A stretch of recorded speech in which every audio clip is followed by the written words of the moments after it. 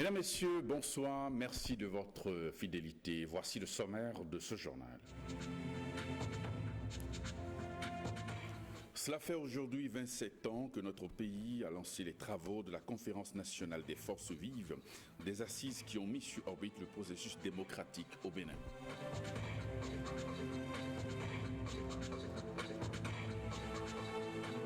L'ONG La Majorité oriente ses actions dans le social. Elle vient de mettre dans la circulation des bus en vue de soulager les peines de ses membres.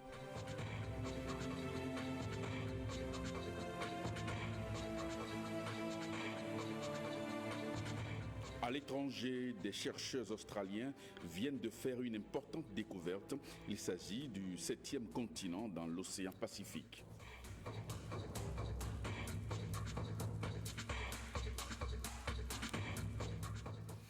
Merci de nous rejoindre. 19 février 1990, 19 février 2017, cela fait 27 ans que les travaux de la Conférence nationale des forces vives se sont ouverts au PLM Alédio à Cotonou. Des assises qui ont mis en marche le processus démocratique dans notre pays. Alain de Survaux nous rappelle ici les temps forts de cette conférence. Ceux qui sont à l'extérieur peuvent jouer un rôle de calmeur de jeu pour que les délégués puissent encore réaliser davantage l'importance de leur tâche. Je crois que c'est une question de vie ou de mort pour notre nation. La République populaire du Bénin, gouvernée par le régime marxiste-léniniste, dirigé depuis 8 ans par le commandant Mathieu Kérékou, connaît à la fin des années 80 une situation économique et financière catastrophique.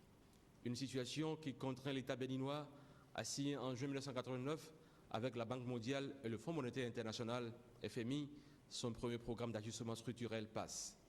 L'État se retrouve en banqueroute. Conséquence, le gouvernement n'est plus en mesure de faire face à certaines dépenses de souveraineté. Le président Mathieu Kérékou ne pouvait plus payer ni les salaires, ni les pensions de retraite et ni les bourses aux étudiants. Tous les secteurs vitaux de l'économie sont bloqués. L'administration publique répond à cette crise par des mouvements de grève illimités organisés par les étudiants et paralysant le pays tout entier. Face à la pression de la rue et celle des bailleurs de fonds et convaincu de la nécessité d'un changement démocratique, le général Mathieu Kérékou annonce le 7 décembre 1989, à l'issue d'une réunion extraordinaire des plus hautes instances politiques, l'abandon du parti unique, l'idéologie politique, à savoir le marxisme-léninisme, et l'organisation dans les meilleurs délais d'une conférence nationale des forces vives de la nation. Conférence qui doit définir les fondements d'une nouvelle république. Avec les réformes que vous avez annoncées pour le premier trimestre de l'an prochain, est-ce qu'on va aller vers de nouvelles élections? Certainement, nous avions dit que la conférence nationale va nous faire des suggestions, des propositions concrètes et nous tiendrons compte de ces propositions pour élaborer la nouvelle constitution. Voyez-vous, nous n'avions consulté aucun pays pour faire la révolution, ni pour opter pour le socialisme scientifique. Nous n'avions pas besoin de consulter quelqu'un pour remettre tout en cause. Nous sommes libres. La conférence fut organisée par un comité préparatoire national présidé par Maître Robert Dossou et convoqué pour s'ouvrir le lundi 19 février 1990 à l'hôtel PLM Alédio de Cotonou sous la présidence de Monseigneur Isidore de Souza, archevêque de Cotonou.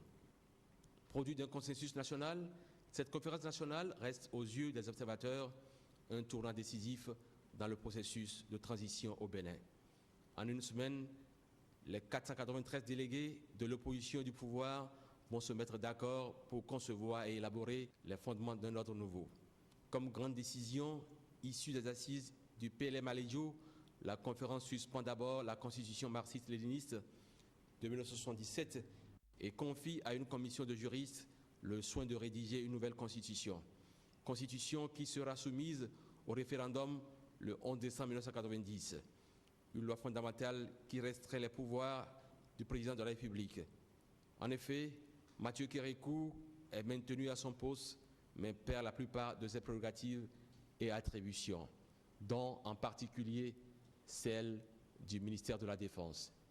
Puis, des institutions de transition sont mises en place, à savoir la création d'un poste de Premier ministre confié à l'administrateur des Finances, Nicéphore Dieudonné Soglo, et d'un organe législatif, le Haut Conseil de la République, HCR, présidé par Monseigneur Isidore de Souza. La conférence nationale a du 19 au 28 février 1990 pris des décisions importantes ayant une portée considérable sur l'avenir du pays.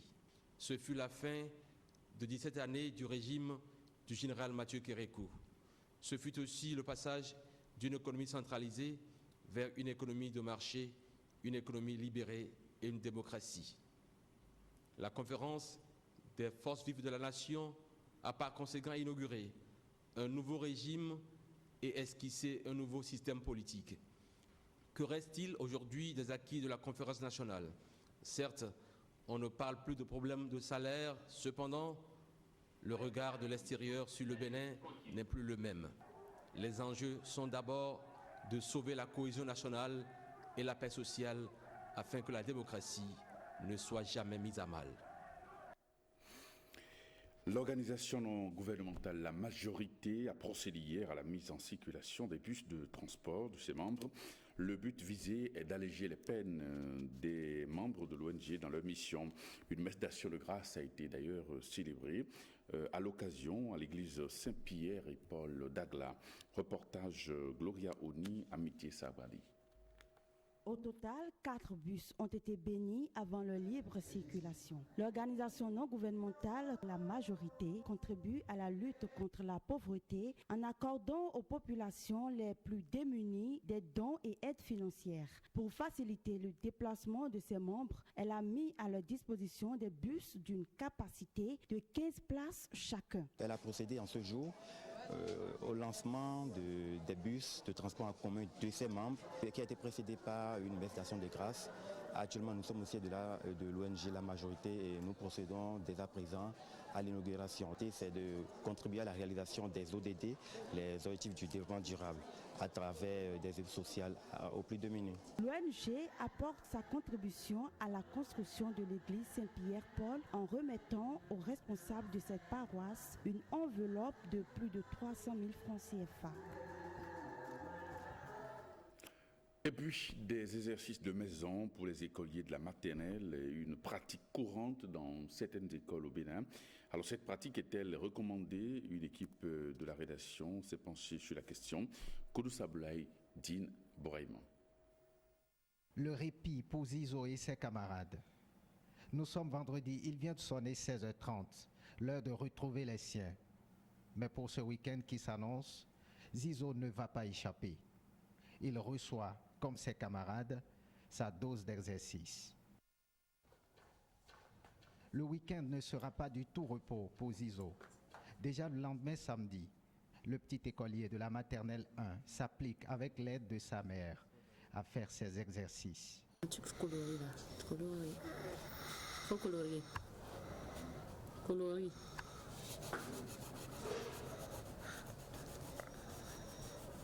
Oui, bravo.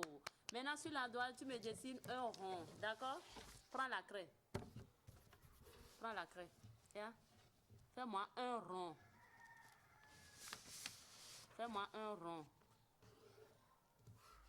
Bravo! Encore un autre rond. Souvent, on donne des poésies, des chants qu'ils ont déjà fait en classe et aussi des exercices en mathématiques qu'on leur donne souvent les vendredis soirs pour essayer de s'exercer pendant le week-end.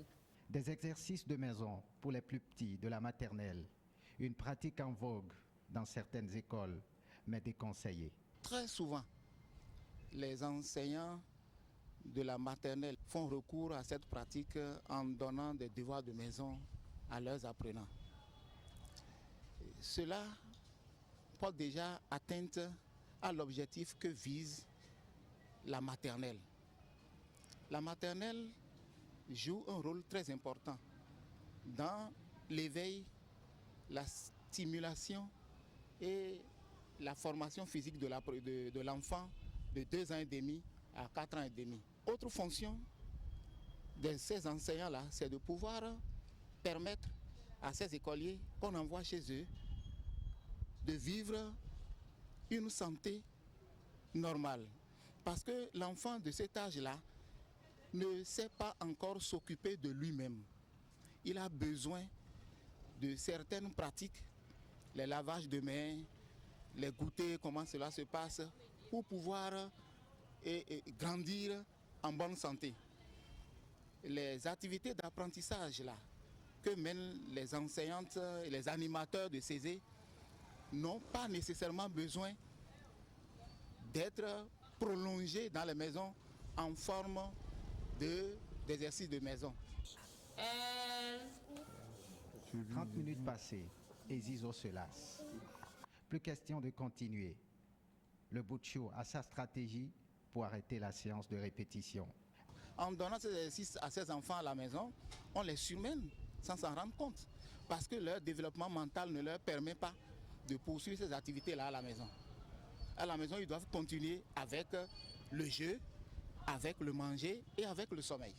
Animateurs du CESE et parents d'élèves doivent respecter les objectifs de la maternelle pour un développement sain de l'enfant. Et puis, on va évoquer un cas de sinistre, vous savez, le règlement de sinistre pomme de discorde entre assureurs et assurés. Mise en vigueur depuis 52 ans au Bénin, l'obligation de souscrire à une assurance automobile a du plomb dans l'aile. Il s'agit du règlement de sinistre. Le principe dit que lors de la survenue d'un accident, l'assureur doit porter assistance au client. C'est sur cette base que le contrat d'assurance à responsabilité civile automobile repose. Mais dans la plupart des cas d'accident de la route, le constat est tout autre. Marie-Louise Perrin est allée enquêter sur le sujet et voici son élément.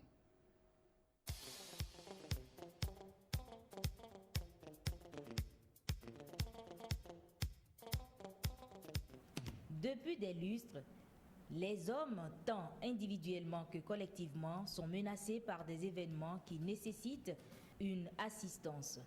Compte tenu des insuffisances des méthodes d'assistance, l'assurance, une institution de prévoyance, de protection et de sécurité par excellence, avec un mécanisme particulièrement réglementé, a été créée. Conformément à la réglementation au Bénin, la mise en circulation d'un véhicule est soumise à une assurance. Celle obligatoire est la responsabilité civile automobile. Lorsque on explique au client, je prends l'assuré, que la responsabilité civile ne couvre que les dégâts qu'il sera amené à causer à autrui, et qu'indépendamment de ça, il a la possibilité d'ajouter la protection conducteur, les bris de glace, l'incendie, le vol. Alors, il trouve que c'est déjà trop et qu'il n'a besoin que juste de sa couverture contre autrui. Et c'est justement là que le flou réside. C'est comme une cotisation qu'on fait tous les ans et puis ça s'arrête là. Bon, quand bien même il y a un dégât un jour, c'est que c'est vous-même qui supportez d'abord et c'est après de longues tractations que vous... Quand vous devez bénéficier de votre droit de couverture, je vais parler des cas de sinistre de manière plus spécifique, les cas d'accident ou celui à qui vous avez créé le dégât ou bien vous-même, vous devez bénéficier de votre couverture pour effectivement prendre en charge la victime. Là, c'est la croix et la bannière. D'abord, depuis l'instruction, on vous oppose des réglementations dont vous n'aviez même pas connaissance. D'abord, quand vous voyez le format par rapport au contrat qui nous lie à ces assureurs, vous n'avez pas le temps de comprendre toutes les clauses. Nous, on a cherché à comprendre, vous savez, les assureurs, ils n'aiment pas sortir l'argent. Il y a certains, par ignorance, parce qu'ils ne comprennent pas la procédure, on corse un peu la procédure, ils se découragent, ils laissent, et l'argent reste dans la caisse de l'assureur. Ce sont des clichés, qu'on a tendance à coller aux assureurs parce que tout est normé et réglementé dans le secteur des assurances. Pourtant, des cas de personnes non satisfaites existent. J'ai connu cet accident-là en octobre dernier. Jusque-là, pour me résumer, l'assurance traîne toujours. Le véhicule qui m'a cogné n'est pas à la même assurance que moi. Il paraît que c'est là ma difficulté. Alors, je cours derrière mes chers assureurs, mais on me dit qu'il faut faire un recours. Et ça ne se passe pas comme ça. Donc, il faut que la population comprenne que, indépendamment de l'assurance responsabilité civile automobile qui est obligatoire au Bénin et qui couvre que les dommages causés à autrui, ils ont la possibilité de souscrire en complément, bien sûr en additif, d'autres garanties totalement couvertes, c'est-à-dire vous couvrez les risques que vous causez ou que vous serez amené à causer à autrui et vous vous protégez vous-même totalement. Les paramètres qui parfois retardent le règlement de sinistre au niveau de l'assureur ne dépendent toujours pas des assureurs. Je donne un cas simple. Le procès verbal d'accident, qui est la pièce maîtresse dont l'assureur a besoin pour indemniser la vraie victime, peut lui parvenir hors délai. C'est vrai, l'article 230 du Code CIMA fait obligation aux agents constatataires de déposer le PV à l'assureur automatiquement ou au plus tard dans un délai de 3 mois. Alors, l'assureur n'étant pas parti à l'accident, il est obligé d'attendre ce document qui lui permet de comprendre réellement ce qui s'est passé sur la chaussée. D'accord ? Et lorsqu'il n'a pas ce document, il ne peut pas bouger. Ça, c'est un. Deuxième chose, la victime peut prendre son temps à déposer ses réclamations. Et si c'est le cas, l'assureur a certes l'obligation de la relancer, bien sûr, pour qu'elle dépose ses réclamations. On le fait, mais parfois, ce n'est pas spontané. Surtout lorsque c'est des cas de décès où la famille doit se réunir pour désigner l'administrateur des biens, ça se complique parfois. En occultant l'ignorance des clients et la mauvaise foi de certains assureurs, parfois la procédure d'indemnisation de sinistre aboutit. Voici le cas d'un commerçant résident à Boïcon, victime d'un accident de la route qui a occasionné des dégâts matériels et corporels. On a été heurté par un camion burkinabé. On a rempli les conditions parce qu'au départ, on était venu, ils nous ont demandé le PV et les pièces à fournir, donc on a tout fourni. Maintenant, 3 mois après, ils m'ont appelé. J'ai été plâtré. Au départ, les peu que j'avais, j'ai commencé avec.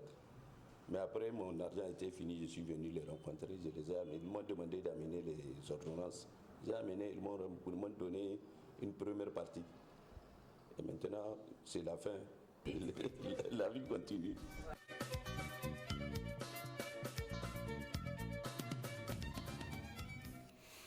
À l'étranger, maintenant, en France précisément, François Fillon ne renoncera pas à être candidat, même s'il est mis en examen, alors qu'il avait assuré le contraire. Il y a quelques semaines, un revirement qui intervient 2 jours après la décision du parquet français de ne pas classer l'affaire des emplois fictifs. Reportage. Vous serez candidat même si vous êtes mis en examen. Volte-face pour François Fillon qui ne renoncera pas à être candidat s'il est mis en examen alors qu'il avait assuré le contraire il y a 3 semaines sur TF1. Un revirement qui intervient 2 jours après la décision du parquet national financier de ne pas classer l'affaire sans suite. Le candidat des Républicains déclare dans une interview au Figaro « Je suis candidat et j'irai jusqu'à la victoire ». Signe d'un changement de tactique, il met en doute la bonne foi du PNF. Les soupçons d'emploi fictif de sa femme Pénélope et les sommes qu'elle et ses 2 enfants auraient perçues en tant qu'attachés parlementaires pèsent lourd sur la campagne de François Fillon. Il est dorénavant au coude à coude et même devancé selon les sondages par Emmanuel Macron. Le candidat du parti En Marche semble bénéficier des difficultés de François Fillon. Pour beaucoup, il a perdu son statut d'outsider pour gagner celui de favori. Mais celle qui caracole en tête des sondages, c'est Marine Le Pen. Avec 26% d'intention de vote au premier tour, la candidate est loin devant tous ses adversaires, mais serait battue au second tour. Et puis, allons aux États-Unis, où la Californie a été balayée par une tempête. Arbres déracinés, voitures renversées, routes inondées depuis cette semaine. La Californie connaît des perturbations violentes et extrêmement pluvieuses. Reportage. Des maisons démolies, des arbres de plusieurs tonnes déracinés sous la pression des rafales de vent. La tempête Pluto a dévasté la ville de Duarte. Ici, les habitants posent des barricades ou des sacs de sable pour tenter de protéger leurs maisons. Après la pluie et la neige de ces derniers jours, des coulées de boue menacent de s'abattre sur la ville. Les riverains ont reçu l'ordre d'évacuer, mais quelques irréductibles ont choisi de rester. Nos voisins aussi restent, donc nous serons là les uns pour les autres si la situation dégénère. On attend de voir. Si jamais la montagne s'affaisse, je prends la voiture pour aller me réfugier sur le canyon. On a déjà préparé nos bagages, au cas où. En début de semaine, c'est le barrage d'Oroville qui menaçait de s'effondrer. Près de 200 000 personnes avaient été évacuées dans le nord de la Californie. Pour l'heure, le danger est écarté, mais tout l'État reste en alerte. 25 cm de pluie sont attendus pour ce week-end. C'est la tempête la plus dévastatrice dans la région depuis 6 ans. Et puis les chercheurs australiens viennent donc de découvrir, j'allais dire, un 7e continent dans l'océan Pacifique. Cet espace est baptisé déjà Zealandia. Un reportage. Des scientifiques affirment avoir découvert un 7e continent. Zealandia, ou le continent caché, comme le surnomment les chercheurs, mesure 5 millions de kilomètres carrés, soit 2/3 de l'Australie. Il est noyé dans les profondeurs du Pacifique, près de la Nouvelle-Zélande. 94% de sa surface est immergée. Il est là depuis des millions d'années, mais on ne l'a découvert que maintenant parce qu'il était enseveli sous l'océan. C'est assez frustrant pour les géologues que les océans soient là. Si nous pouvions déplacer les océans, tout le monde verrait les chaînes de montagnes et le grand continent qui se situe au-dessus de la croûte océanique. Après 20 ans d'exploration, les chercheurs ont découvert ce 7e continent de la taille de l'Inde. Ils pensent même que Zealandia serait le fragment d'un supercontinent disparu il y a 200 millions d'années. Et puis, nous revenons maintenant sur ce sujet, notamment un sujet de société. Les perles à la hanche, une âme de séduction. Elles semblent dotées d'un pouvoir magique de séduction et de paix au sein du couple. Alors, ce sont les perles soigneusement portées à la taille par la femme africaine. Elle lui confère bien des atouts, des perles à la hanche, une âme de séduction. C'est un magazine signé Bernard Djogbe, Roch-Rolien à Kwaiko.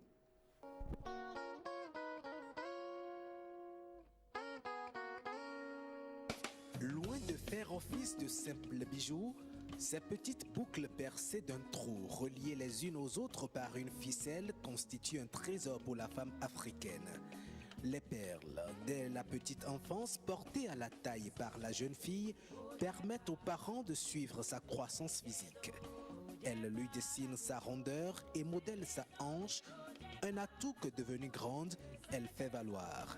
Quand la femme veut faire participer son homme de façon pleine au jeu de l'amour, elle habille sa nudité de perles pour donner du piment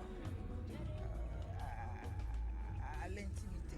Le pouvoir érotique de ces accessoires de beauté est confirmé par les hommes admiratifs qui ne savent souvent pas comment leur résister. Moi, j'adore porter les perles parce que mon homme adore ça. Et moi, je les découvre au moment de l'intimité, surtout les soirs, quand elle met sa robe de nuit, elle est toujours en perles.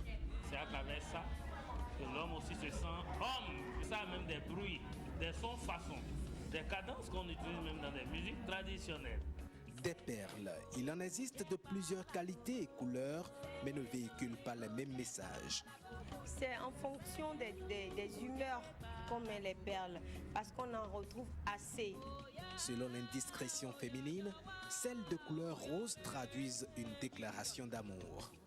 Quand tu ne te fais plus belle, il t'oublie. Oui. Même en étant dans la même maison que lui, il ne te sent plus. Il te prend pour la mère des enfants, la mère de ses enfants peut-être. Alors que tu n'es pas là seulement pour les enfants. Avant d'être mère, tu étais femme, épouse. Moi, j'adore faire mon rôle d'épouse. Plus qu'un atout de séduction, les perles sont de puissants codes de communication au sein du couple. Les perles, c'est des accessoires de mode, mais qui jouent en faveur de la femme, qui aident à régler des problèmes que les paroles ne règlent pas. Quant à l'opinion selon laquelle les perles sont aussi des vecteurs de mauvais esprits, les avis sont divergents. Moi, je suis évangélique. Je ne crois pas à ces choses.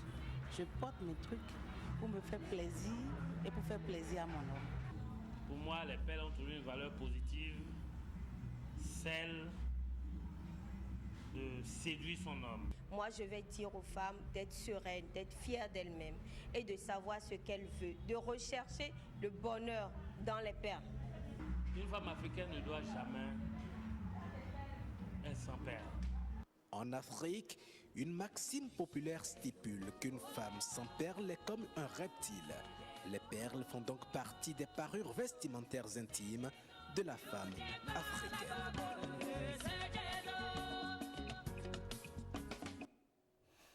Eh bien, ce journal se referme sur ce sujet des perles à la hanche, âme de séduction.